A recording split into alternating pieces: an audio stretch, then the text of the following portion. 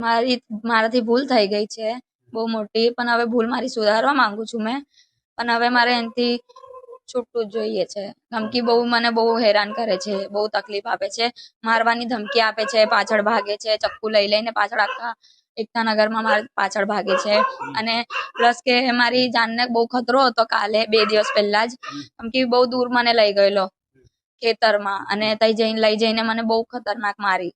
ચક્કુ બી હતું એની જોડે, અને મને ધમકાતો હતો કે તારે મારા જોડે રહેવું છે કે નહીં રહેવું એમ તેમ. ગળા પર ચક્કુ મૂકી દીધેલું મારું. અરે એ ડરાઈ ધમકાઈને મને મૂકીને એટલે જ મેં રહી, બાકી તો નહીં. મારી મમ્મીને ને એ લોકોને મારવાની જ ધમકી આલતો હતો મને, કે તું જઈશ તો તારા ઘરવાળાને જ મેં મારીશ.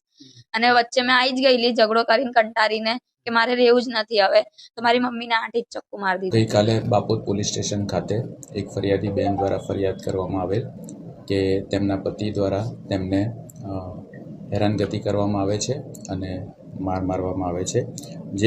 જે બાબતે બાપોદ પોલીસ સ્ટેશન દ્વારા ધોરણસર ફરિયાદ દાખલ કરવામાં આવેલી અને ફરિયાદી બેનને કાઉન્સેલિંગ કરવામાં આવેલું, તેમજ આરોપીને અટક કરીને તેઓના વિરુદ્ધ ધોરણસર કાર્યવાહી કરવામાં આવેલ છે.